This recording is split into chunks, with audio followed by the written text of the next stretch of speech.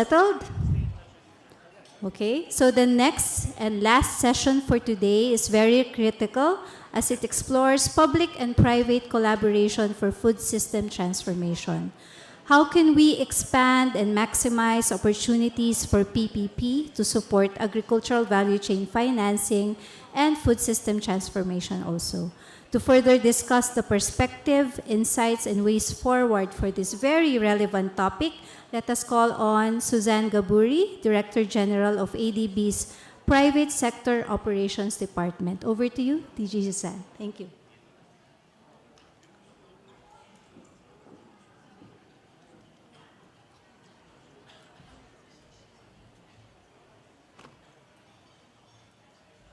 I think the coffee and snacks outside must be very tasty. But welcome, everyone. Welcome to, I wanted to welcome you all to the third session here on public-private partnership. And as you will have heard, we've discussed a number of remarkable changes in the agri-food system and in the region in the previous sessions. With that in mind, what I wanted to do is that let this panel engage with experienced policy advisors, corporate leaders, to foster stronger collaboration between the public and private sectors. And this is really a key going forward, with the purpose of to kindle and sustain the entrepreneurial spirit in transforming the agri value chain from production, processing, logistics to retail distribution, including nutrition, resource management and research, and also applications. So this is a very timely discussion, given that ADB last year rolled out its new operating model. And part of that was with 4 major shifts, especially, and one of the main pillars of that is to look at private sector development and private sector shift, along with the climate shift, which we know that strategically fits with the impact that ADB can have through the agri-food sector. Having been raised on a farm in Western Canada, the agri-space is something that's rather close to my heart. So, and I do understand some of the situations or the issues that the industry is facing. Private sector is pivotal in ADB's transition towards its new operating model because it's driving initiatives that foster growth, inclusive growth, and alleviate poverty through the Asia-Pacific region. With its extensive involvement in infrastructure, financial sectors, capital markets, health, education, agribusiness, the private sector spearheads innovative solutions that leverage resources and expertise to address the region's pressing developmental challenges, thereby amplifying the impact of ADB's efforts. Specifically, I wanted to go through a few things why agri-food sector is a key priority for ADB. Last year, we announced $14 billion commitment for food security covering the period between 2022 and 2025. And through that, we needed to include 25% through the private sector. Each year, we deploy about $1 billion in private sector commitments to agribusiness companies, banks, microfinance institutions, private equity funds, as well as to support trade transactions for food and agriculture. The focus on agri-food is consistent with ADB's ambition to be the climate bank for Asia and the Pacific. We know that the agri-food accounts for approximately 1/3 of global emissions, and there is an urgent need to decarbonize the sector, especially in emissions causing as sectors or subsectors on fertilizer, rice, livestock, deforestation, and food losses. At the same time, Asia's 400 million smallholder farmers are amongst the most vulnerable, and there is urgent need for climate adaptation finance as well to make these farmers more resilient and prosperous. A decade ago, ADB created a dedicated agribusiness investment team to provide direct debt and equity financing to private sector companies along the value chain from seed companies to supermarkets, so from farm to fork. This small but very dynamic team has deployed about $1.2 billion, over 40 investments across 32 clients in 20 developing member countries. So I'm really pleased today that some of our existing and prospective clients are here today on this panel. We will focus on enabling, catalyzing, mobilizing private sector capital for the region. And as you've heard, this is very much in line with the G20 discussions on private capital mobilization and trying to mobilize private sector generally. We work very closely with our sovereign teams on the enabling environment, and we seek to partner with global and regional players as well as local companies on innovative projects. In addition, we also work with global and domestic financial institutions to scale up financing for bankable investments. We have a syndications team that part of their job is to bring in third-party capital so that we can actually have greater impact on the investments that we're doing. So with the 4 critical areas to transform the agri-food system by 2030, I think we'd like to discuss with our panelists today, firstly, promoting climate-smart agriculture. Second, financing nature-based solutions. Third, strengthening agri-food connectivity. And fourth, supporting the production of healthier foods. Investments required along these 4 areas to transform the agri-food system have been estimated about $350 billion per year, the bulk of which is expected to come from the private sector. And this means that there are immense opportunities for bankable and profitable investments. The business opportunity of this has been estimated at over $4.5 trillion per year and through the whole region. So the right policy conditions, the right mitigation tools are needed really to unlock these investments. And this is why we need very strong public-private partnerships. So what I would like to do is to take it our next step. I wanted to, so we can dive into these meaty discussions. And I wanted to introduce our keynote speaker and then panel members, and I'll refer to their only current positions in the interest of time. I think that you have their CVs in the forum brochure. So our keynote presenter is Professor Ashok Gulati, a renowned professor under the Indian Council for Research on International Economic Relations, an autonomous policy-oriented think tank aimed at enhancing policy making through analytical research. He will be joined by 5 distinguished panelists through this session. Let me start with Shri Govardhan Singh Rawat. My apologies if I got the name, this pronunciation incorrect, who is the Deputy Managing Director of the National Bank for Agriculture and Rural Development in India, which is a large development bank in India. Our second panelist is no stranger to policymaking. Bruce Tolentino is a monetary board member for the Philippine Central Bank, which regulates the Philippine banking system. Our third panelist, Wei Zhu, is the director of the Agri-Food Division of Temasek, which is a Singapore-based global investment company with close to $300 billion in portfolio covering various industries, including agri-food.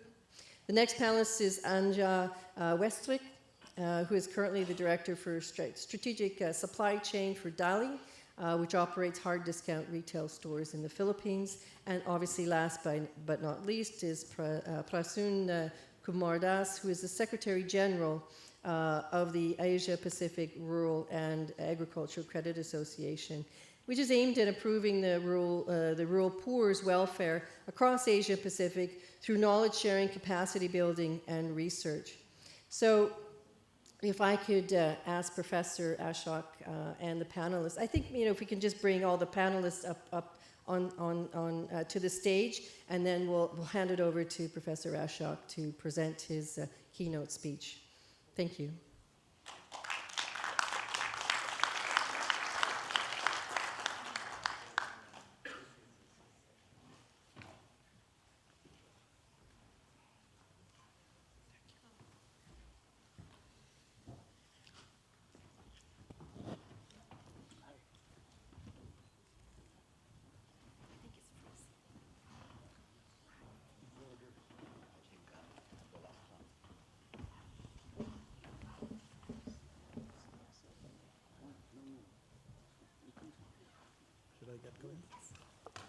Thank you very much, Suzanne, and distinguished participants. Pleasure to be here to share a few thoughts on the topic of public-private partnership in agri-systems transformations. Let's see what the food system is. If you look at that, this is one of the biggest private sector activity perhaps. You have on the production side from farmers, seed industry, fertilizer industry, pesticide, and all these players on the production side. You have on the marketing side and the logistics, and then you have on the consumption side. We heard a lot in the morning about moving from food security to nutritional security. That's an important part of the game. We looked at malnutrition and obesity questions, but the innovations that are taking place in basic staples for the poor, whether it is rice or wheat, zinc-rich rice that is coming up, iron-rich pearl millets are coming up, but I don't know how many in the room have ever experienced blue or purple wheat or even black wheat. I have been a guinea pig. 5 to 10 times more antioxidants than the normal. All these things, new innovations in the products that we are producing with much richer nutritional content of it, they need to be sold as superfoods. And that is not the job of the government, it has to be the job of the private sector, branding it and putting it in the market. I have yet to see, it's in the labs, it is coming up at the farmer level, but still I'm looking at the whole value chain where it is not being. We haven't heard much about the marketing and logistics challenge, and that will be a critical one. We have been concentrating more on the production aspect, and in the wake of climate change, that is under threat. Let's see what happens. One more point that I need to flash here.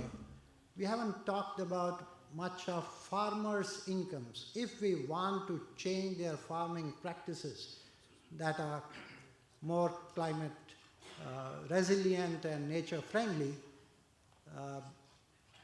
even talking of removing subsidies is a non-starter. No farmer will accept that their income goes down.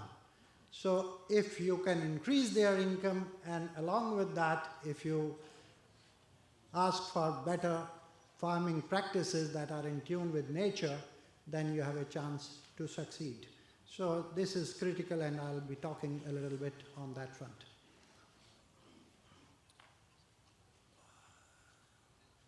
It's not moving. Yeah. Now the system, food systems are under transformation, dramatic, because of population that is increasing. 2030 global population 8.5 billion, and by 2050 9.7 billion, and by 2100 it is likely to be about 11 billion. And I'll come back to that because that's putting all the pressure and degrading all the soil, water issues of greenhouse gas emissions. But we haven't talked about much in the morning on increasing urbanization. And we will see some slides. Much of Asia, bigger countries of Asia, already some countries, China, Indonesia, more than 50%, almost 60% of population is going in urban areas, and the food has to be transported. So a bigger and bigger role of the logistics and the marketing and storage activity needs to be kept in mind. Increasing fragmentation of land holdings, and that is, I'll come back to that slide because that's a challenge, and many people say what these small fragmented farmers can do in the world, whether they are just parking a lot of the poor or they can deliver food, and we'll come to that a bit. Extreme weather events, we know what is happening on the temperature, and as a result of that, I'll give you only one little example. Last year, India had El Nino, not a drought, just the El Nino effect for 3-4 weeks. There was a break in the monsoon season, and the agriculture growth dropped from 4.7% to 0.7%. So that can be a dramatic change just because of 2-3 weeks of break during the monsoon season as a result of El Nino. So this volatility is going to increase even more as the global warming picks up. And government alone cannot tackle all this. We have to join hands with the private sector where much of the resources are. I do want to bring on this table the first basic factor I talked about, the population. You look at, Homo sapiens, our tribe, 300,000 years to 200,000 years back, this is what the period was, and it took us more than 200,000 years to become 1 billion in 1804. 1 billion Homo sapiens, more than 200,000 years. The next billion was added in 123 years, and the next billion was only in 33 years, and then the next billion added in 14 years, and 13 years, and 11 years, and 12 years. So you look at what has happened in the last 200 years has never happened in the previous 200,000 years. The planet is the same, the land is the same, but population has exploded, and therefore the challenge and the pressure on the natural resources on it.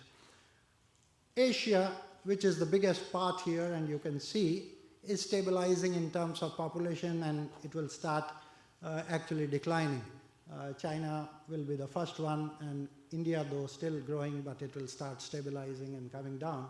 I think the biggest challenge on this planet for food and nutritional security in the years to come will be in Africa, which is still growing population-wise much faster what India or China was growing perhaps in 1960s. This is what I was saying about the urbanization phenomenon that is coming up, and we will have to find new innovative solutions to produce food even in the urban areas with much higher capital, or transport all this from the rural areas and build all those value chains and supply chains to do that. Where Indonesia and China are today, more than 60% roughly of urban population, that's where much of the South Asia would be in the next 15 to 20 years, and therefore the biggest challenge that is going to happen. This is something amazing. The input industry is scaling up, the wholesale and logistics suppliers are scaling up, agro-processors are scaling up, retailers are scaling up, exporters, everybody is scaling up except the farming, which is still under pressure, except perhaps in China where the holding size has started increasing because people are leaving agriculture and going to urban areas, but still, what is their average holding size? Less than a hectare. And all other countries, the major countries of Asia Pacific, you will see India, Indonesia, Pakistan, Bangladesh, they are still fragmenting, and the holding size is becoming smaller and smaller. And many a times we feel, what is it that these small farmers will do? I recall I was in Illinois on a farmer's field, and he was saying, oh, I'm a smallholder, I have only 120 acres of land. And I said, do you know in India what is the average holding size? 1 hectare, that is 2.5 acres. And he said, how do they do farming? With kitchen knives and forks? And I said, yes. And still they can feed 1.4 billion people. A point that I want to emphasize here on the smallholder question, which the president of IFAD mentioned. One example, India today is the largest producer of milk in the world, 230 million tons. The second largest producer of milk is US at 103 million tons. 230 and 103 million tons. In 1951, US was at 53 and India was at 17, 1/3. Today we are more than double, and it is all done by the smallholders. Average herd size is 4, less than 4. What I did not hear in the morning was we were talking about innovations in technology, new policies, but innovation in institutions. The milk revolution of India was not as much a technology. The technology was a simple lactometer to measure how much is the fat content. It was an institutional innovation, putting smallholders together and creating a stake. I think that is one of the ways to create an inclusive growth model. Otherwise, when we think about private sector, we think only of the big companies. How much inclusive that is and what share of that goes to the small farmers is a big question mark on that. So I do want to say here, smallholders can do, and they have done it. In fact, China is being fed, India is being fed by smallholders. 1.4 billion, Africa is another 1.4 billion. China has become a net importer of food, Africa is a net importer of food, but India is still a net exporter of food.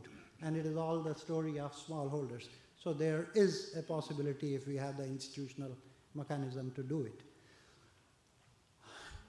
In the World Economic Forum, the threats that were talked about, 1490 business leaders who were interviewed along with political leaders and academics, extreme weather events is the topmost threat and to food system. I was happy to hear that it's not that agriculture will be adversely impacted by climate change, but agriculture can also act as a carbon sink and therefore become a good source of income for the farmers, provided we have the institutional structure to do it, and that's a challenge. On the question of finance and the US to pay, we also need to know who are the biggest emitters and who are the actually countries that are suffering. All the red ones you can see in the Africa is going to be the worst victim of it for no fault of theirs. It's much of the emissions coming from top countries, China, USA, India, Russia, and Brazil. And I think there has to be a realization that there is a payback period to others who are suffering. On the PPP thing, one thing that I want to put on the table, there is no dearth of finance. You can unleash a whole system if you are smart in policy making. And some regulatory policies. In the Indian system, we had a policy that all the banks, whether private banks or public sector banks, 18% of their total credit has to be given to agriculture. Why can't we say that at least 10%, 15% of that has to go for climate smart agriculture? If we put that in place, all the finance constraints are likely to. This is the ESG framework. Europe has gone for that and putting a little pressure on many of the private players on that. So if you are smart in policy making, then you can raise a lot of finance from the banks or from the private sector, CSR activity. All this money can come in and put in the right. We know the technical solutions. It's not a brainer to think today you have the technologies to produce more with less. The precision farming is an answer to that. Technologies are there, but they are not scaling up. Some startups are there, few have scaled up a little bit, but many of the technologies we have been hearing for the last 20 years are not scaling up because the policy environment of today is still 40 years old, 50 years old. So it is not giving enough incentive to the new technologies and not rewarding those which can produce more with less. Can't get into each and every one, but all these things, we know protected cultivation, we know drip irrigation, we know vertical farming that's coming up. All these things are very much on the table, and only 10 days back I had a meeting where a young lady, 27 years old, compared to open field farming, if you switch to protected cultivation, can earn 10 times more, 10 times more. Productivity goes up 3 times more. With drip and other things, you can reduce the consumption of water, the fertilizer, the greenhouse gas emissions. All over Asia you would see rice, which is the prime crop, being cultivated through flood irrigation, creating methane. And if you apply fertilizer on that, granular urea, I know of my country in Punjab, the seat of Green Revolution, 250 kilograms of fertilizers. Plant is consuming only 35%, rest is going into the environment and nitrous oxide, and nitrous oxide is 273 times the carbon equivalence. And you are subsidizing that heavily, 75%, 80% subsidy on urea to create this type of poison. So the policies need to change. We will not subsidize soluble fertilizers which can be used in the fertigation, which can reduce all the methane emission, increase productivity, save water by 40%, but the policy doesn't subsidize that. It subsidizes. So there is a lot of role that policies need to fine-tune for the new climate concerns. These are some of the numbers from the research studies, what the benefits of micro-irrigation. But the issue is why in China it's only about 6-7 million hectares, so is in India micro-irrigation. Why not 50 million hectares coming up under that? Why we are still using flood irrigation? Agri R&D. We did speak in the morning that investment $1 billion in agri R&D can give you 5 to 10 times more returns than on subsidies. But in my country, we give fertilizer subsidy to the tune of $20 billion, but on agri R&D of the Indian Council of Agriculture Research, we don't give even $2 billion. And that's a major, and that's where the political economy works, that today I give you something free, you give me votes, and if you have to wait for some research, R&D. But private sector, the bigger players, global players, I have the data even up to 2021, but they said keep it in reserve because it's still not public material. 5 to 10% of their revenue, the big players from Bayer on, Bayer is spending 10% of its agri revenue on agri R&D, and others are also 5 to 10%, that's the range. Look at the countries, the public sector research, this is the ASTI data, it's 0.2%, 0.3%, 0.4% of agriculture GDP in the country. So I think public sector gives too much subsidies and too little on agri R&D, and there is a big message here. This is from food to nutritional security. All these things are already there in the system, but they need to be taken up by the private sector for propagating further into more nutritious foods. One thing that's not touched upon, today in the urban areas, vehicular pollution is one of the things that the countries are trying to tackle. And they are going in a big way towards EVs, electric vehicles. Tomorrow you would see a similar movement in the rural areas of tractors and harvest combines moving in that direction. But if they start charging from electricity that is being produced by thermal, then there is no net gain.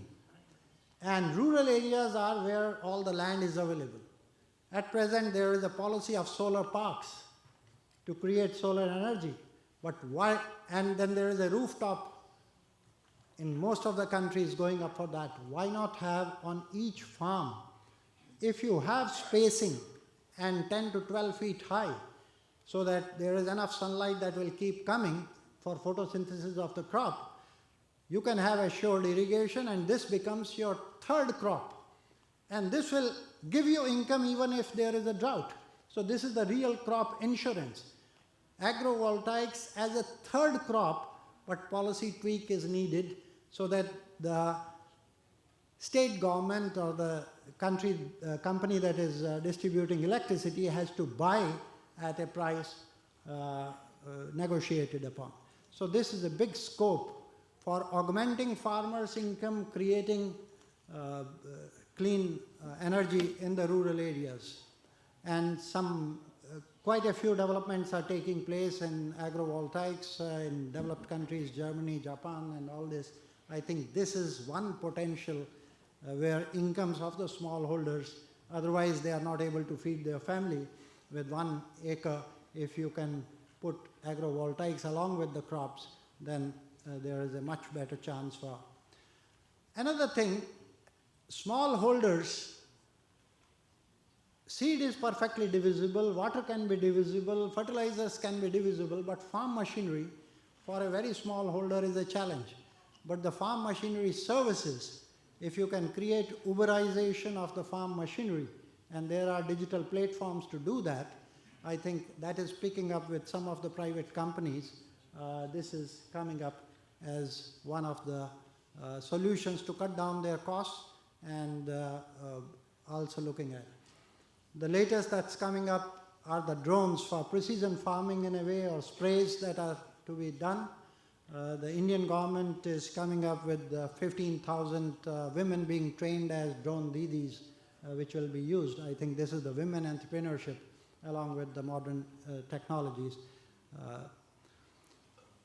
Last one little thing, because much of the methane, there are two culprits in a way in agriculture. One is the rice and the other is livestock, the antric fermentation that takes place. In a country like India, you cannot slaughter the cows because of religious reasons, and 50% are bulls, which are not needed anymore on the farms because of farm tractorization and all that farm machinery that is coming up. So they are sitting on the road. And this technology of sex-sorted semen technology, which the private sector is bringing in, I think can change the entire complexion of this within next 10, 15 years. And India is likely to be producing, not 230 million tons, but 400 million tons very soon. Last slide. If we have to find a solution to climate change, it's not only a question of adaptation and mitigation in agriculture. Much of this story is coming outside agriculture, and that is the energy part, and we have to tackle that. Thank you.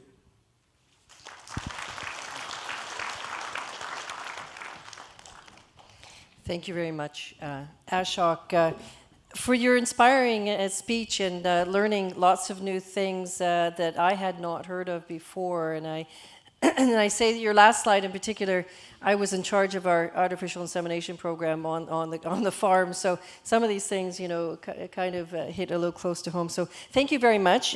What I'd like to now do is to call upon Anya, Bruce, Prasoon, and Shri Governhan and Vey to actually start the panel discussion. So what I wanted to do is to turn to Wei as the first question. We've been hearing a lot more and more about climate smart agriculture, which was just brought up, especially in the context of climate change. Could you share with us some climate smart ag technologies you are seeing which affects smallholder farmers? What are some of the precursors and key trends for this? But also, do you think there is a role for the government in promoting these technologies? Is to Wei. Yeah.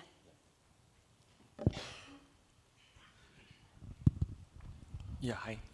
Nice to be here, and thanks for the question. So I think from a climate, so I work for Temasek, which is an investment company. So my team invests in both large, mature food and agri enterprises, as well as kind of like supporting entrepreneurs who are creating new ventures who with the goal of providing technology or disruptive solutions for the sector. So I think in the last couple of years, I think obviously the ag tech space has really blossomed. And I think we've seen a lot more innovations. And I think the the innovations come from, I think the key things that we found most probably relevant from a smallholder farmer perspective are probably digital tools. So I think drones was one of the topics that was mentioned earlier. I think that has a lot of potential because effectively, historically, if you go to the places like US, you're looking at John Deere machinery, which is really meant for farmers who own hundreds or thousands of hectares of land. So now I think you're, like downsizing a lot of large pieces of machinery into much smaller components, which are still relatively cost efficient and effective even on smallholder farms. I think that will be number one. And I think number two, I think is solutions that tends to be sensorless rather than having a sensor, because the cost of for any company to roll out software or hardware devices to support smallholder farmers, there's a very high fixed cost involved, because every farmer you're going to is adding 1 hectare or 2 hectare. So you end up installing devices like everywhere, and that obviously translates into a higher cost of service. So I think what we've seen are innovative solutions that's really more of a wireless. I think using technologies like satellite technology to keep track of things like soil health, right? If that was to work, I think that is going to be a lot more cost efficient versus a sensor-based soil health detecting machine. So I think those are some of the more relevant examples. And then I think one of the big topics that we spoke about today is around the topic of financing. I think most smallholders require some form of working capital financing.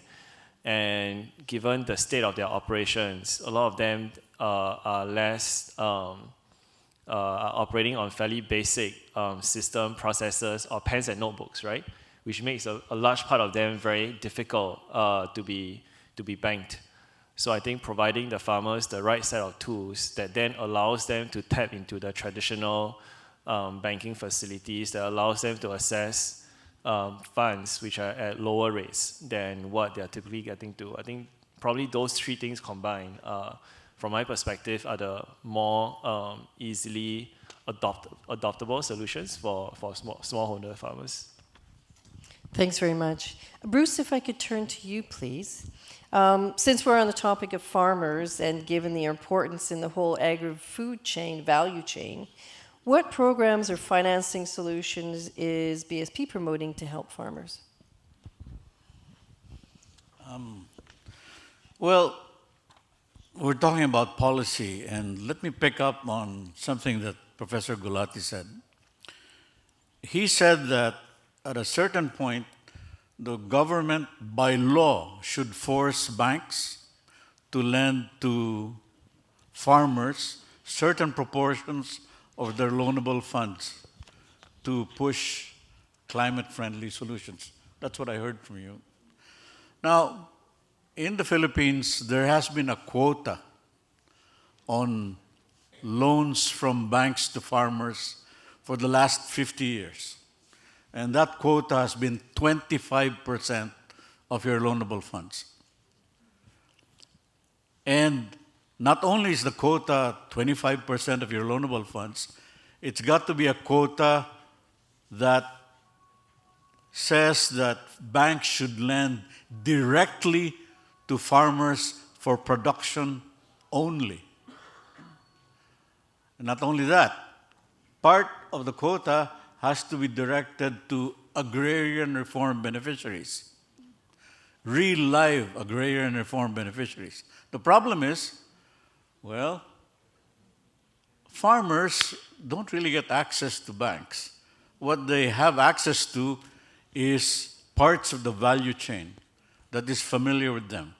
So you don't lend the rice farmer money because you're going to lose it, but you lend money to the rice mill, which then knows the farmers much better. And in fact, a rice mill is a local monopoly that knows the local area very well and has a relationship with the farmers in that locality. They know the lending situation in that locality better, much better than the banks. So if you broaden the quota so that it lends to the entire value chain, so that you're lending not only to farmers, but you're lending to processors and transporters and mills and warehouse owners, the entire value chain, then you're better able to finance the agricultural sector. Also broaden it so that not only production is supported, but also processing, drying, transport, and other types of activities that you find in the rural area. Then you're able to enable the banks to lend to a much broader swath of players in the countryside. So that reform only happened last year. Prior to that, banks would pay the penalty to the central bank in order to avoid lending to farmers, because they found it much cheaper to pay the penalty rather than to be forced to lend to farmers. We've had the reform for 1 year. And in that year, loans to farmers and agriculture have quadrupled. And the penalties paid by the banks to the central bank have been cut down by 6 times. So reforms to enable the private sector to act according to their best interest, and for government to provide the public goods necessary so that the private sector can do its best, are crucial. And just to end, let me turn back to India. India is now the world's largest exporter of rice. And the reason why they're the world's largest exporter of rice is because Eastern India used Erie technology. They brought it to India, adapted it to local conditions in Eastern India, especially flood-tolerant rice, and put it into the extension system. And the extension system spread it out to all the farmers in Eastern India, and as a result, India is now the world's largest exporter of rice. Thank you. Thanks very much. Wow. Some pretty concrete examples of enabling of our policy changes, which leads me very nicely into a question back to you, Professor Ashok, which is about your view. You've given us some ideas on some key factors or policies to enable the private sector, or which would be good for the private sector within the enabling environment. But maybe you can give us a little bit more of what you've seen and what can be easily replicated. Well, as was mentioned, that first thing is go beyond production. These policies were framed when India in particular was extremely short of food. So the entire focus of policy was produce, produce, produce. This has to change, and I fully endorse that. You have to take the full value chain and look at that system, the food system as a whole, but not just processing and consumption, also bring in the environmental considerations in that policy tweaking.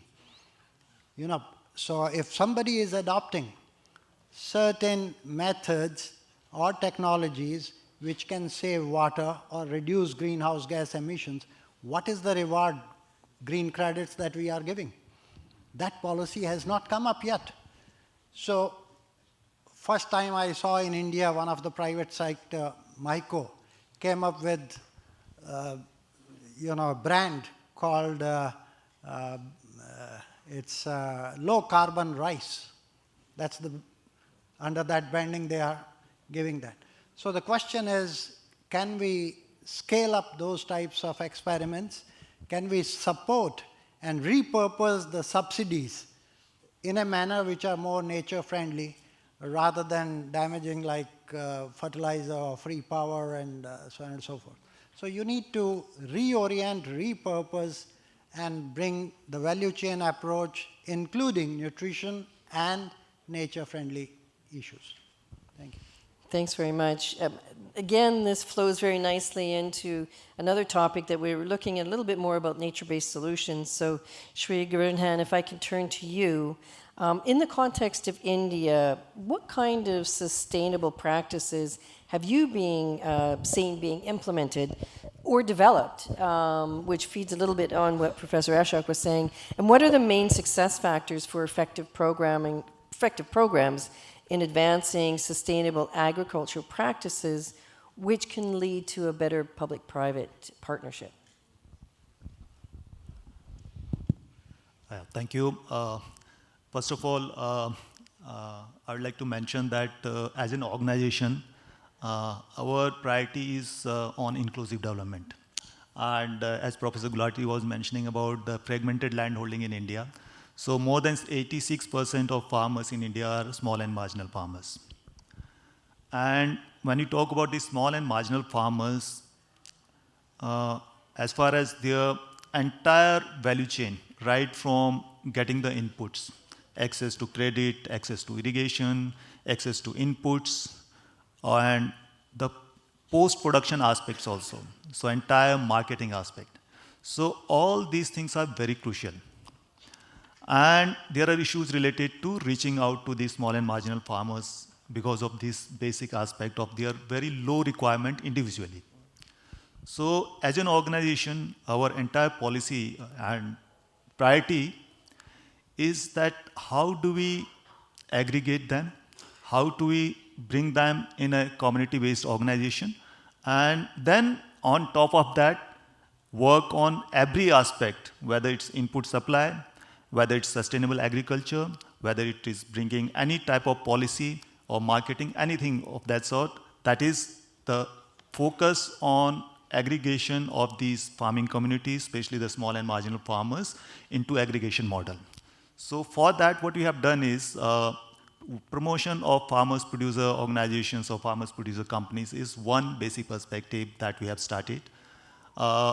Well before the government of India started, NABARD started forming these farmers producer organization. And subsequently government also chipped in. So right now, NABARD alone has promoted more than 8,000 farmers producer organization. And through them, we are trying to implement all the activities. As far as this sustainable agriculture is concerned, we started with many activities right from soil and water conservation activities. That also we started with a group of farmers because individually it's not possible to do. So what I'm trying to say is, so if you want to do any activity related to farming activities in India, we have to do it with a group of farmers, the community-based organization. We have to work on strengthening these community-based organizations. And for that, now what we are trying to do is, one is strengthening them as a community-based organization, because unless they are tied up together, many things will be very difficult to implement. Second is to provide them technology so that many of the aspects related to any activity can be done in a much better way, in a much efficient way, and at a lower cost also. Because individually, they will not be in a position to afford that. For example, I'll give you one example of sustainability and how this farmers group has helped in ensuring it. So, India has about 50 to 53% irrigated area. The rest of it is entirely rain-fed. So dependence on rain is very huge, very high. So in one of our areas where we do the water conservation and soil conservation activities, there was issue related to farmers' wells being dried up by, say, November, December. So they were able to take only one crop. But with the help of soil and moisture conservation technology, we are able to increase the water harvesting, number one. Number two, we adopted the micro irrigation facility on top of these wells where the water were harvested. So micro irrigation itself saved some around 30-35% of the water. And on top of micro irrigation, we used a IoT-based, sensor-based irrigation system where the water or the micro irrigation system will trigger only when there is a stress on the crop. So it saved another 30-40% of water. And the farmers, those who were able to take only one crop, we are able to increase the cropping intensity by 30 to 40%. That means the water which was originally available up to December, it went up to March, April. So these are the types of activities, because individually, if you take one farmer, or two farmer, 10 farmer, it may not be possible. But as a group, we are able to do it. We provided them capacity building. We provided them the assistance, hand-holding in terms of how to harvest water and soil. We also gave them technology. And the best part of it is that initially about 80 to 100 farmers adopted it. Subsequently, there were another 100 and 200 those who adopted it. So this is one area, farmers producer organizations, where we are promoting in a big way, hand-holding them to adopt different technologies. We are providing them financial assistance through our subsidies at our own also. We are providing them technological assistance. In some of the cases, our colleague mentioned, our co-panelist mentioned here, the focus on how do we address because of the policy changes. So the farmers producer organizations. So we are providing them not only credit assistance, but also credit to the farmers producer organizations and not directly to the farmers, because the farmers producer organizations knows the farmer much better than a bank does. So one is providing finance to the farmers producer organization. Second is providing the credit guarantee to the banks so that they lend to the farmers producer organizations. And then there are insurance on top of it. And we are also providing and converging with different Government of India schemes where there is a capital subsidy for creation of agri-infrastructure.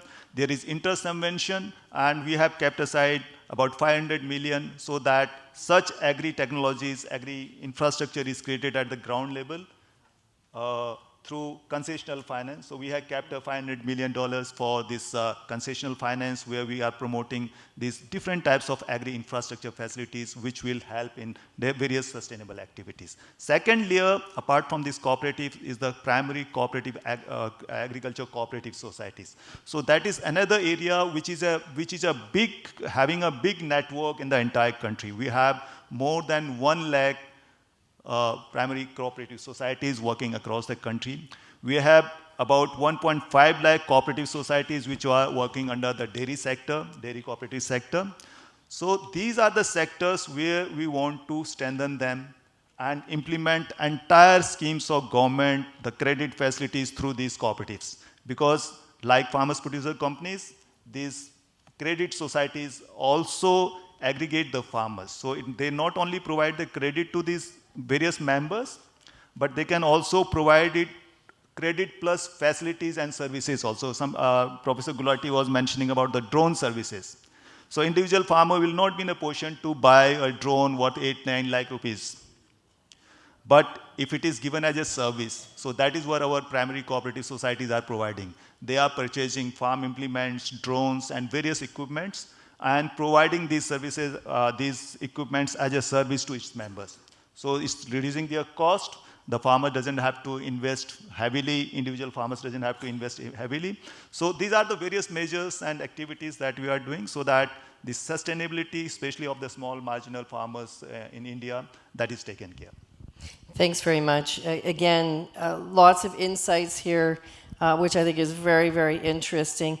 But Wei, if I could turn back to you just again about nature-based solutions for agri-systems. And when we think about this, we think about regenerative agriculture, sustainable forestry, or sustainable aquaculture.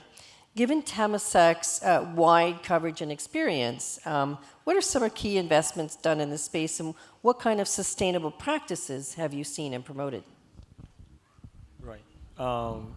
Maybe I'll start off with one that's more from a technological angle. So I think we all know that sustainable forestry is an area that's generating a fair bit of interest given the potential to be a carbon, to capture carbon. So we've invested in a US business called Living Carbon, and I think they focus on doing gene editing for trees. Effectively, I think they're saying that just like how you have a lot of large breeders around the world where they do a lot of breeding for things like flood resistance rice, right? You have kind of like heat resistance crops, but on the other hand, eventually if you're trying to grow a forest purely for the sake of carbon capture, you want trees that have a stronger ability to kind of like, I guess, a faster rate of photosynthesis, which eventually leads to trees to growing up faster, taller, right, bigger. And I think that's effectively their focus. So I think the first generation of trees that they developed has already shown a meaningful improvement in terms of, if most trees take, I think it's a 30% rate of growth compared to traditional pre-engineered trees. So I think obviously then the next part is they need to convince the respective countries where they want to commercialize the varieties that there needs to be some degree of IP protection rights. They also need to make sure that the countries will allow such genetics to come in. Usually there's some degree of regulatory constraints in terms of you have to quarantine the varieties for periods of years. So I think we think is one of the more innovative ways of finding a new tool to kind of like catalyze this space. And then I think second of all, we've made a very different kind of investment. We've made a capital commitment to a fund manager in Asia. It's called the New Forest Fund.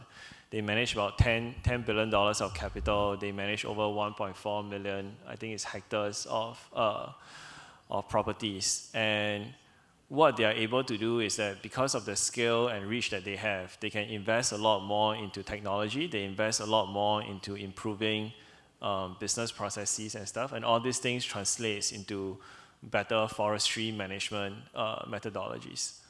So one of the things that they do is, I think they use a lot of drones. One of the biggest risks in forestry is obviously forest fires.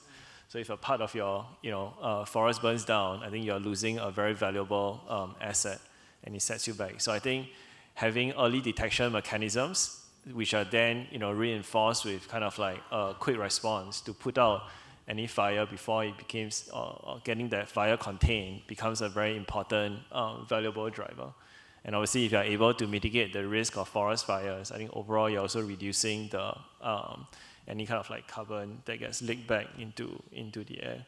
So I think those are some of the examples that we've seen. But again, coming back to what everyone is saying, I think the key for all this technology is that it has to come from a place of value creation. It has to be enlarging the pie. It shouldn't be a value transfer between one part of the value chain to the other. The reality is that I think in most parts of the agri and food value chain, margins are already thin to begin with. These are not high-tech software businesses where there's a lot of like buffer. So in the end, I think all this technology has to be designed with a goal of improving efficiency, creating, lowering cost for the entire system, or improving the value of that product. And I think where the connectivity with some of the public sector policies and stuff is around like creating all these mechanisms so that the benefits that's created in the value chain is at least trickles down through the entire supply chain between the growers, the processors, the retailers, and so on and so forth, and mitigate any instance where a disproportionate value is captured by a single part, right? Which then prevents the benefit from flowing through. And I think that's one of the things that's probably interesting to keep an eye out for. Thanks very much. Anya, I wanted to turn to you now, please, and shift gears a little bit. Having strong agri-food connectivity is crucial to ensuring that the population has adequate access to sufficient and affordable food supply. What is the significance of having sufficient warehouses, storage, and logistics, which will streamline delivery of agri-food products or agri-products generally from the source to the end users? And also in the Philippine context, how does DALI enable this seamless connectivity?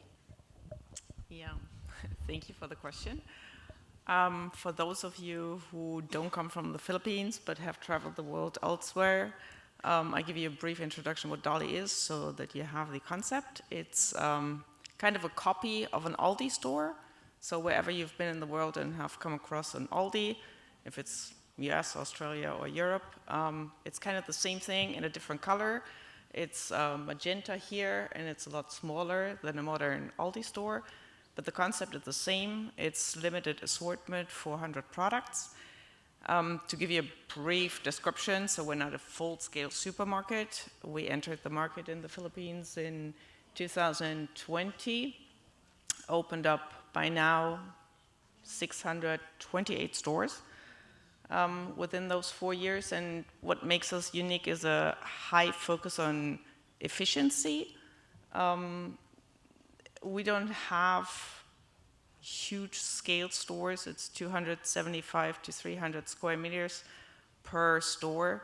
We have now five distribution centers in the Philippines, servicing those 630 stores.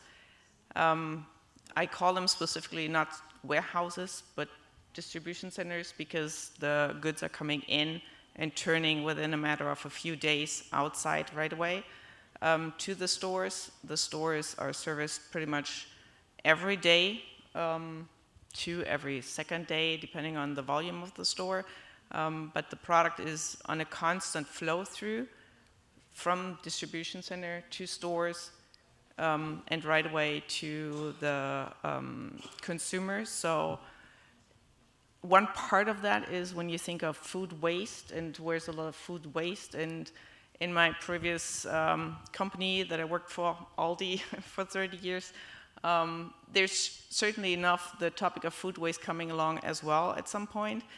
Food waste in our kind of business is not a big issue because it just doesn't get very old. So you don't have a lot of space where you store product, not even in the store, because in the Philippines here we have about a space for 2 to 3 boxes, cases. So we don't stock different cans of goods in the shelf that you then have to rotate, but it's just in boxes being placed, and you just rotate 2 maximum.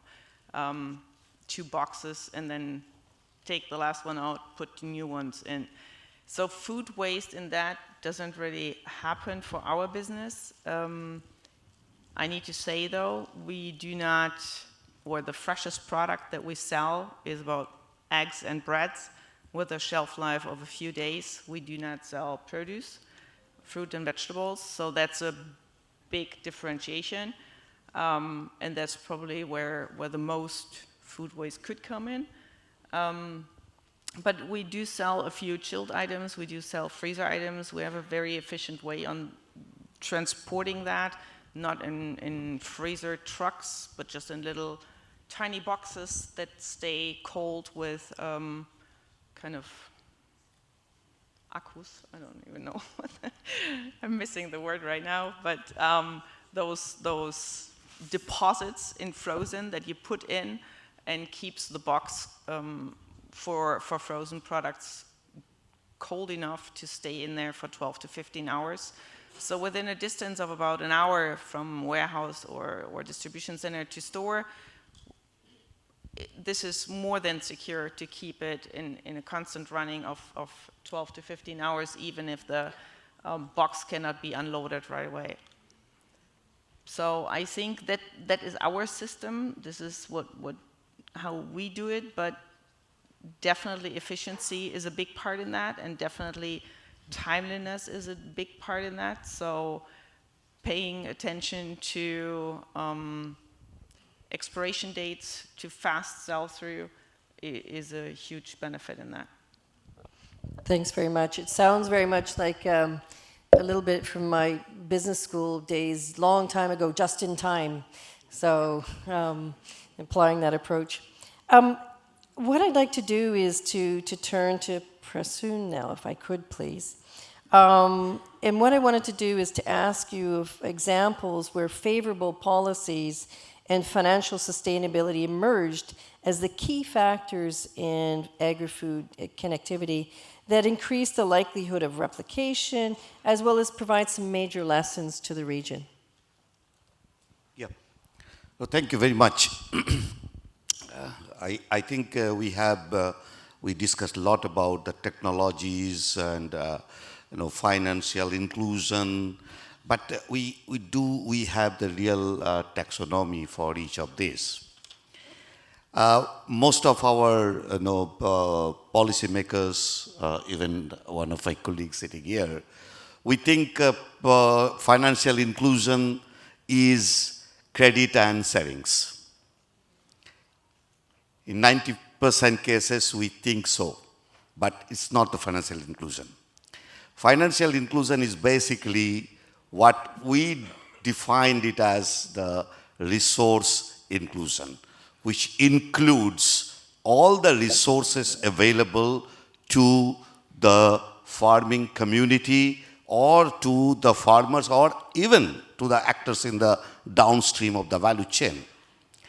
That, because all of them has a financial value which we do not consider. The most striking part of the financial inclusion which is excluded is the insurance. Insurance should also come into the financial inclusion, and we will see in this region, particularly in Asia Pacific, the farmer do not have the access to the insurance until there is a public-private partnership. The countries where they have a public-private partnership, insurance, crop insurance, livestock insurance are successful. But if you see the private insurance companies, they are interested. But in this particular region, we do not have the reinsurers. A private insurance company cannot be successful without a proper reinsurer. We do have seen some reinsurers coming from many other, some of the European countries and Japan, Korea, but ultimately they lose out of this market. My last 11 years of experience working with APRACA and working in 24 countries of this region, 96 financial institutions, including 20 central banks, what we have found that we never do this conversation, how to bring the insurance as a part of our financial inclusion. The second issue is that whenever we talk about the private-public partnership, we do not think about the value chain. Without value chain, public-private partnership is not possible. Local business in any, our professor was talking about why our rest of the value chain actors, they are scaling up, but not the farmers. Why they are not scaling up, rather they are scaling down. The reason is not only that they are migrating to the greener pasture in the cities, but the major reason is that they don't see business at the local level. So when you see if you do it in X and Y axis, if you see that if you want a farmer to go up in their ladder, need to have developed local business system, and where we need a public-private partnership. We should go beyond, to moving forward, we now call it the producer, public and private partnership. Rather, we changed it now to producer, private and public. Public should come in the last, as a last resort, as a supporting institution, not as a funding institution.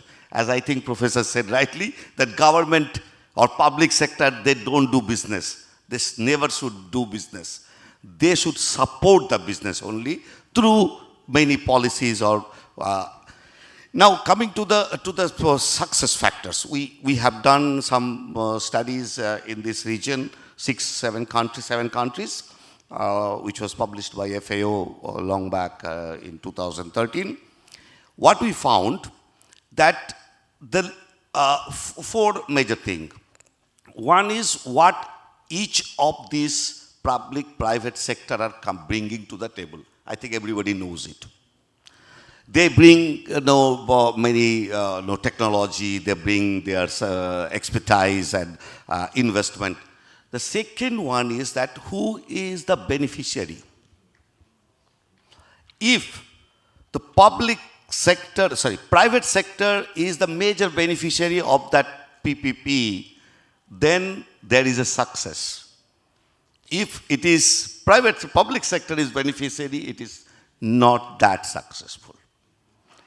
So private sector need to understand that where they get the success. The third one is that whether there is any accountability. Public sector has the accountability because, as you know, that if it is a government department, they have to have a system of reporting. But whether the private sector has the accountability. So the accountability is becoming more and more important as a success factor. And the fourth one is that accessing the natural resources. Whether government or the public sector allows the private sector to access those resources. And the fifth, which is very interesting, is that as some of our colleague was talking about that, there is how we can maintain a alternate kind of collaterals. In the banking system, without collateral, no finance is possible. So how to go for the alternate type of collaterals which the public sector will bring in the PPP model. Thank you. Thanks very much for those dynamic response. I think that I like this producer-private-public partnership. I think we have a new term here. Of course, I wanted to turn to you next to actually ask you the exact same question. So please, Bruce. All right, yeah. I just wanted for all of us to remind ourselves about the essence of successful public-private partnerships, which is we should all remind ourselves what the appropriate role of the public sector is and what the appropriate role of the private sector is, and that the public sector provides public goods. And then in that enabling environment, the private sector does its best. What are those public goods? Well, there should be roads, there should be electricity, there should be communication facilities, there should be rule of law and the sanctity of contracts. And within that environment, the private sector can deliver. You cannot have a cold storage chain if there's no road and there's no electricity and there's no transport. You cannot be competitive in the market if the telecommunication system doesn't work. All of these are the enabling elements of that environment within which private sector can act and deliver private credit, because credit will not make an unprofitable project profitable. And you cannot force the banks to lend to unprofitable projects. No, thank you. Very well said about how, very interrelated, the relationships between the public-private side of things are. I just wanted to turn a little bit towards healthy food. Anya, if I could, turn back to you and ask your views on how production and consumption of healthier foods could be promoted. And do you think that we're on the right trajectory, or what needs to happen from your perspective on a policy side? Yes.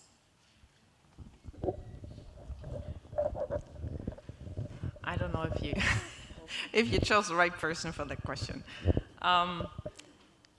Having lived in Europe for up until last July, there has been a huge wave of more healthy food, less sugar, less salt, less fat, led by or started maybe even in the UK, swapping over to US and Europe, continental Europe and Australia.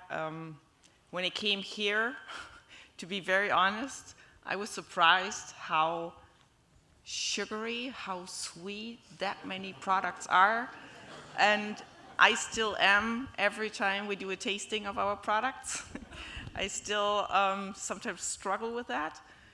And as I have a very personal passion on bio, or you would call it biological food in German, but more on the organic food side, I've been asking myself that question: how could you transition slowly but steadily? And I think it's going to be a mixture maybe somehow.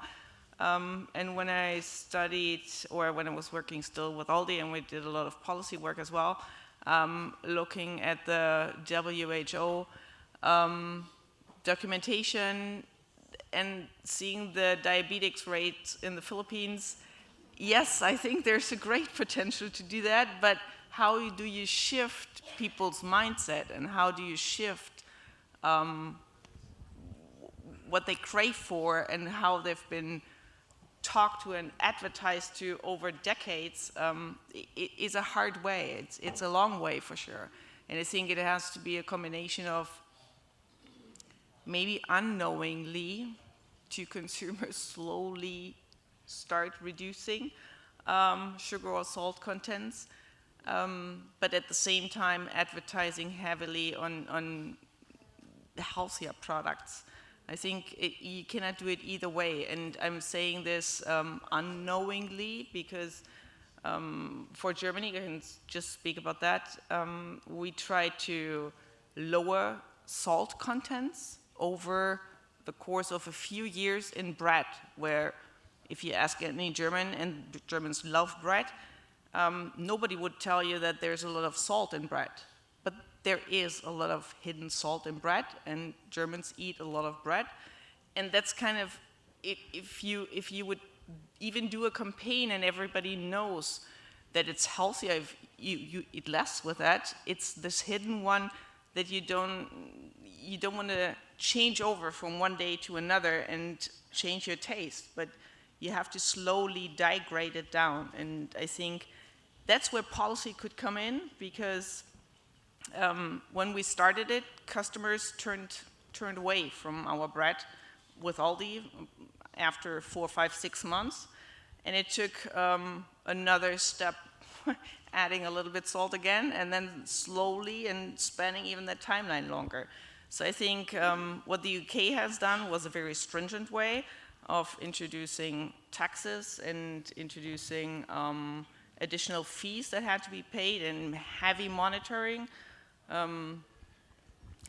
Germany is on the opposite way, just having pure competition, run the documentation and run the process, but somewhere it probably lies in the middle of it. But this would be definitely something where public-private partnership could very well work.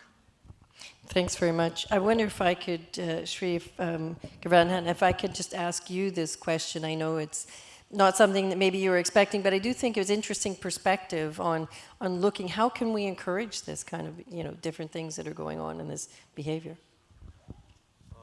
Behavioral aspect, I would say, especially in India, when we talk about organic foods or good healthy food, so we expect that at a price of a very inorganic thing. So that's a very challenging thing, that we need good quality, but at a very low price. That's a difficult thing to say.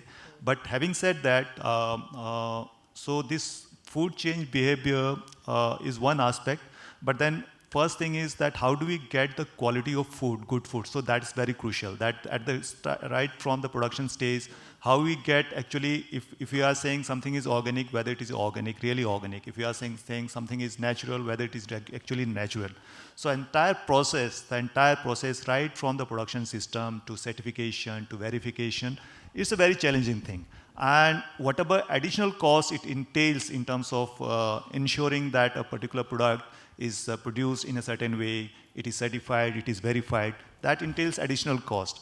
So if we are able to ensure that the additional cost is, the consumer is ready to pay that additional cost, So the real good, healthy produce will come up. So for that also, again, I would say that the production system, at the base level, the production system, again, we have to depend on the entire community-based system in production system. For example, we are promoting natural farming in a big way in India. But whether we really have the natural ingredients to that extent, so that is another very challenging thing, that the natural ingredients, the so-called natural ingredients, whether they are really natural. One major thing which Professor Gulatli keeps on saying, that the food, the inputs that we get, the inputs, then how do we certify that? How do we certify that? So that's a major challenge. And he talks about this because of practicing natural or organic, the yield also gets reduced. So if the yield reduces, then one is following the practices. Second is how do you compensate the reduction in yield also.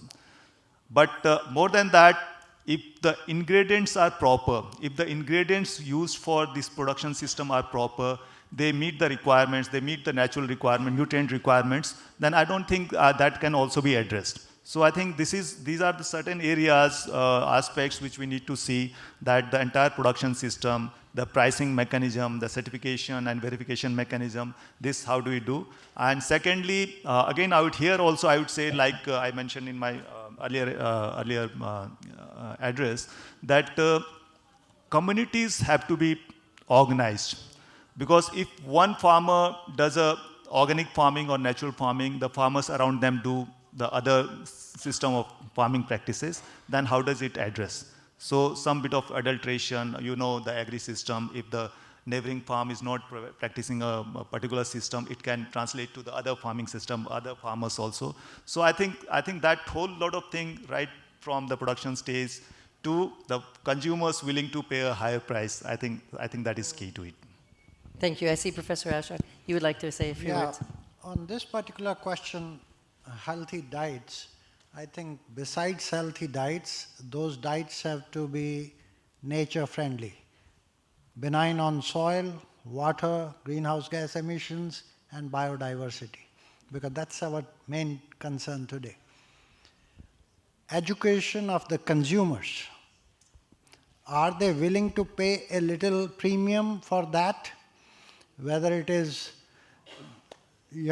organic, or whether it is low carbon rice, or at the highest level a campaign.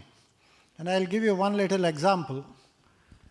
Prime Minister of India initiated, last year was the year of millets in the UN.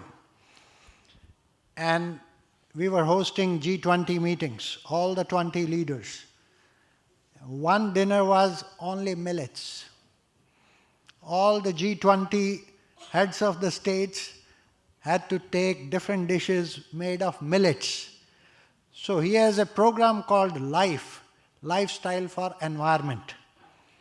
So if you start at a very high level, then many people start following, and a sort of a social mobilization starts.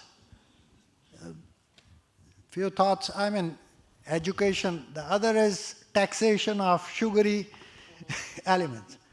Last, at some stage I was looking at Western diets, protein rich, Atkinson diet at that time. A kilogram of beef means 14,000 liters of water. If you switch from beef to bean, from 14,000 liters of water, less than 400 liters of water. But this education that plant-based proteins can be very benign to environment, I think this education has to spread. You need protein, but should we go for beef or should we go for beans? And plant-based proteins, and now even meat can be produced in the lab. So these innovations are coming, science is coming, which can save the natural capital. Thank you. Thanks very much. Again, some great insights. I'm wondering, we have a little bit of time. I'm wondering if there are any questions from the audience. Any brave souls? I see there's a hand up there. A couple of, wow, okay. Please. And who do you want to direct the question Good afternoon.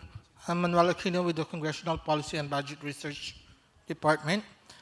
First, it's very comforting to listen when tweaking policy works, like the expanding credit access for the whole value chain. And in regard to the point raised by Sir here, with regards to collaterals, I remember that in the 1990s, the old Philippine Central, it was then the Philippine Central Bank, tweaked its central bank circular to allow for credit access based on projected income flows and not simply on collaterals. And it was found out later on that the repayment rates of microfinance creditors were actually in the very high 90s. So tweaking policy works, and that's good. But I would go back to your point on accountability of the private sector. How do you ensure that technology would not be used for uncompetitive practices?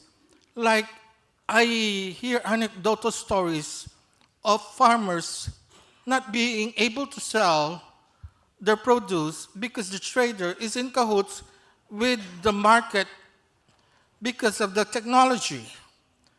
Second is, how do you accept accountability when warehouses and cold storage facilities are being used to manipulate prices? Perhaps, what should the policy be then? Thank you. Wow, that's a big question. Can I ask, who wants to, I'll let you guys, here. Well, we need to spread the technology as broad as possible and not only give it to a few, right? So, for example, in spreading out, say, the results of R&D, the basic science can be done by the CG system.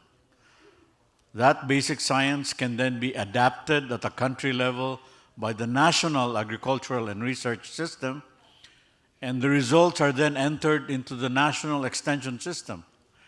If that system works, then a great deal of farmers can benefit from that technology, instead of licensing it to a few. So cold storage can only be democratic if the means to acquire the technology for cold storage is also democratic, meaning that, hey, there ought to be more than a few people who can buy a car or a truck that can be fitted out for cold storage. If the cars are so expensive that only the rich can invest in it, then it doesn't work. So we really need to democratize access not only to R&D, but also to the means of production and being able to enter into business. Thanks, President. Just to add what actually the question was on the collateral. I think it's a very important question to the bankers. And as you rightly said, that the microfinance, actually the growth of microfinance, one of the reasons is the non-collateral based.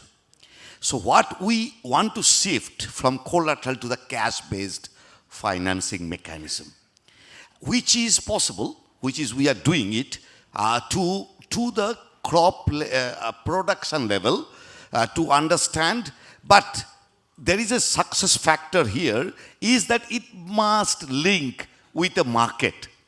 If it is not linked with the market, we cannot calculate the cash flow. So that is the only problem we are facing across the banking sector. But we are trying to move from the collateral-based financing to the cash-based financing. Thank you. Thanks very much. I see the gentleman over here, please. My name is Vincent from Farm Advocacy, a startup founder. So I'd like to ask a question to both the Philippine Central Bank representative, Mr. Bruce, and also from the experience of India. In India, nowadays there's a startup who was able to scale up the commodity collateralized financing in grains. But in the Philippines, it's still non-existing. So my question is, what are the fundamental differences in terms of policies of banking sector in the Philippines, and what is India doing? Why did it, that innovation came about? Thank you.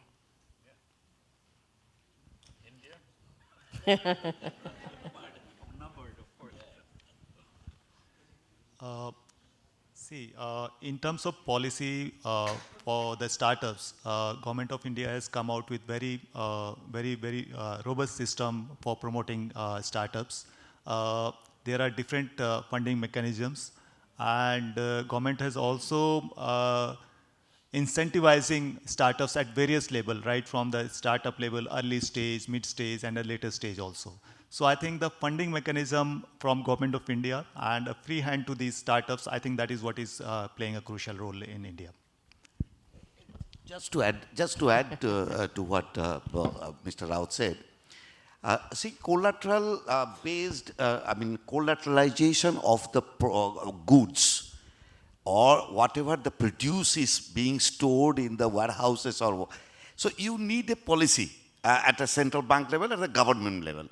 And now this has to be considered by the bank also as a collateral for financing the post-harvest. So this is basically, these are coming as a post-harvest finance. And this collateral need a clear-cut policy at a government level, because there might be loss. There might be some kind of insurance should be there. There might be some insect pest. So how to manage those? And in India, I think they have gone even beyond that. They have now made it to the e-based. So that is also the new area where the collateral also can be e-based collateral, and it can be freely traded in the market. Can I add on the, commodity-based financing, where is the problem coming? If there is a policy that government at the drop of a hat can put a stocking limit on the traders, that you can't stock more than this quantity, what happens to that entire storage and the financing against that? And that is to control central bankers' concern of inflation. They feel if food inflation is going up, somebody is manipulating, and therefore put stocking limits on them so that things come out. So it's a transition that we have to think about as we move from production part to the value chain part post-harvest. And unless there is sufficient supply available and government feels comfortable that a few private sector big players, at present they can build silos, but on government behalf. They can't keep their storage. The big, I don't want to name the business houses, but they are building silos for government, so that government gives 30 years guarantee that this will be the rate of return on your investment. But the commodity that will be kept in those silos would belong to the government. So there is a fine balance, and still India has to transition to a free economy in agriculture. Example from Thailand in 2014 and 15. The rice, that has changed the government also. Because of this rice, holding of rice. And the price was so high, and the bank was supposed to buy those rice and pay the higher price than the market. So that also having, what you were talking about. So that is also one of the major reasons that most of the governments are not much interested in this commodity, stocking and marketing system. Bruce, please. Just quickly, the government has dozens of programs that actually provide direct lending to projects. But if you added up all of those dozens of programs, it actually doesn't meet the total demand for loans. The banks want to lend money. In fact, that's their business. They only make money if they lend money. But the problem is they're having a hard time finding credit-worthy projects. And the reason why they're having a hard time finding credit-worthy projects is because the public goods that are necessary to create and maintain credit-worthy projects are not there. So the banks cannot lend money if the Department of Agriculture is not doing its job. The banks cannot lend money if the Department of Transportation is not doing its job. The banks cannot lend money if the Department of Telecommunications is doing its job. So the public goods necessary to create credit-worthy projects should be working, and then you won't have a problem with the banks. Thank you. We're already over time, but I know, ma'am, I'll let you ask your question. I'm having various signals sent to me here, but please go ahead. Yes, please. Listening to all of you, I have a few observations. The technologies that are not coming from the ground level, more from the labs, like gene editing, like, you have mentioned about the plants which have higher photosynthesis compared to the normal plants, 5 times higher. And then the technologies like drones, genetically engineered seeds, they take away the right of farmers and their self-reliance and sovereignty and freedom, making them dependent on government or organizations controlling these technologies. This, there can be, this can lead to concentration of knowledge, power, finance, in terms of finance and decision making. So how do you ensure this is not the case, and how do you evaluate if new technologies are really nature-based solutions or not greenwashing? So that's my question. Because if you don't stop logging, having genetically engineered plants which can have greater photosynthesis is of no meaning. First, we need to stop the flow of, if your faucet is not working, you need to stop the water first rather than start cleaning. That is also important, but first is first. We need to stop that first. So how do we ensure that our policy decisions are really farmer-friendly and they are not taking the rights of the farmers away from it? That's what is my concern. Thank you. Yeah, thanks for the question, and I appreciate the question. I think from my perspective, I think this entire topic of, call it like, maybe it's decarbonization or nature-based solutions. I mean, end of the day, it's a very complex problem. I don't think there's kind of like a silver bullet or a very singular pathway that will solve the problem, right? And I think everything that we've heard throughout the day is that there's multiple different approaches to the system. And I think your point is 100% valid. If something is structurally needs to be changed, right? Do you just bite the bullet and make that binary shift? Or is this kind of like, do you keep kind of like applying a bandage on a situation and hope that things improve? And I think from my perspective, I think probably, and I think most people will agree that you need a full suite of solutions, right? You need things that kind of like helps to alleviate the pain, and you need things to find a more structural change. But given where we are in just overall where things stand, I think you need to pursue all causes of action. And more selfishly, from my perspective, as a financial investment firm, we will invest in projects that have positive economical return. So from our given where we stand, like the gene editing was a project that we think has great potential to succeed, and therefore provides an attractive risk reward. So from that perspective, we were fairly interested to back that company. But at the same time, it doesn't mean that we've stopped looking at other things, and we hope, right, there are other kind of like solutions out there that's even more broad-based, that's more structural, and kind of like end of the day, like, creating positive economic value for everyone in the chain, and which means that the investors can make a reasonable rate of return. So from, I guess the summary is that it's not a binary, either or kind of situation. Thanks very much. I think we have to wrap up. I'm keeping you from your dinner. So I wanted to thank everyone for their fantastic presentations, answers to questions, as well as the questions from the audience. So we've heard lots of great ideas, new ideas, suggestions. Looking forward, I think that, it is about partnerships. It is about the public and the private working together to find solutions. And I do like the word co-creation.